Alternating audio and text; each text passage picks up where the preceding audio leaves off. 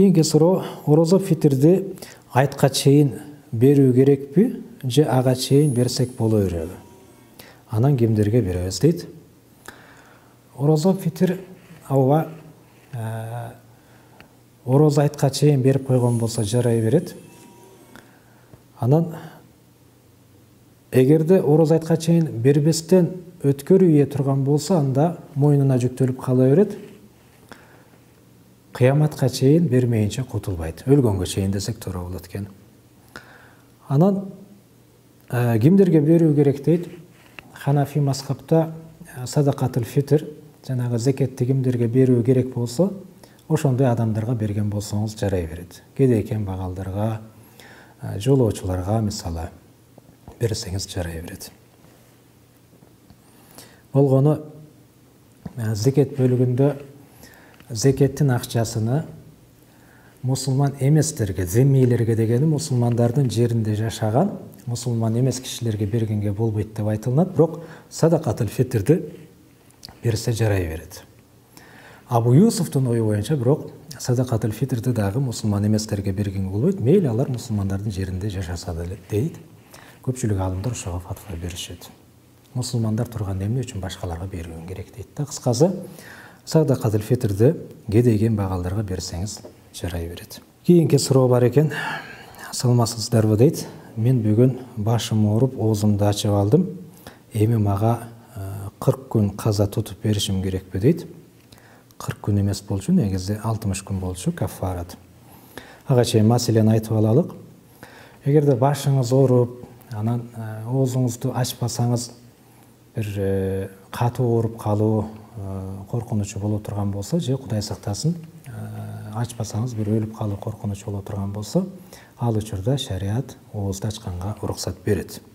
Эгерде ошондой бир абалда ачып кое турган болсоңуз, анда үзүр болуп эсептелет дагы, шариат уруксат бергендиктен. Кийин ордуна бир эле күн каза кармап бересиз. А эгерде бир аз кыйналгандыктан, чаңкагандыктан, кичине бир баш ооругандыктан жалкоолук кылып, чыдамсыздык кылып ачып кое турган болсоңуз, анда каффарат деген бар, 60 күн удама уда кармап берүүңүз керек болуп калат. Кийинки суроо бар экен. Ассаламу алейкум дейт. Мен Кыргызстанда эмесмин, мигрант болуп жүрөбүз.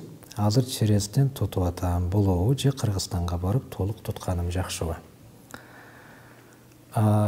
Биз айттык, орозо жергиликтүү кишилерге милдеттүү болот дедик.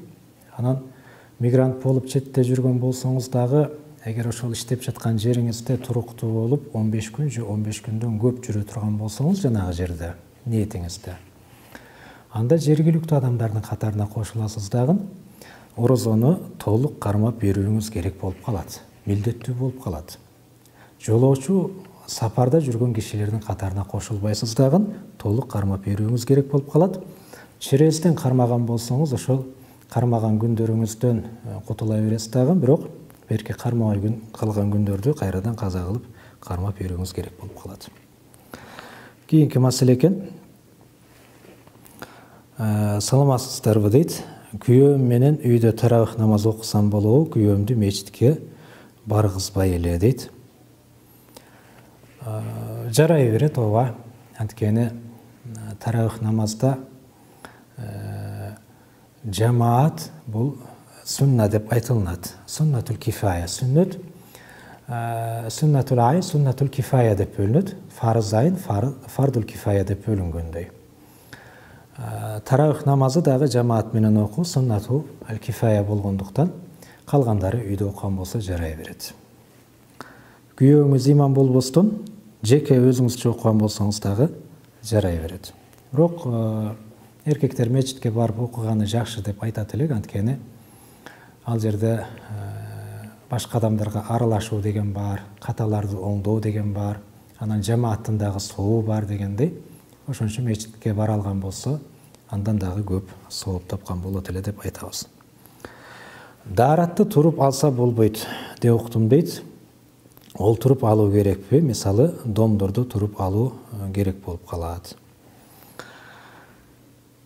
Жок, бул негизи олтуруп кыблага карап, анан дуаларын айтып алуу бул адептен. Бирок олтуруп алганга мүмкүнчүлүк болбосо же мүмкүнчүлүк бар болуп туруп деле туруп алган болсо даараты жарай берет, бирок жанагы адептерин сактабагандыктан бир аз соонан кем калат. Менин башым, менин кашым экен. Менин кашым кирпигим өтө эле калың. Кирпигим көзүмө кире берет. Кашымды терсем болобу дейт. Жок, каш кандай гана болбосун, аны тергенге болбойт. Эгерде ошол көзгө улам кирип, андан бир оору пайда болуп, же баягы бир жакшы көрбөй калып аткан болсоңуз, анда шарият уруксат берет. Бирок андай үзүр болбосо, шарият уруксат бербейт деп айтабыз.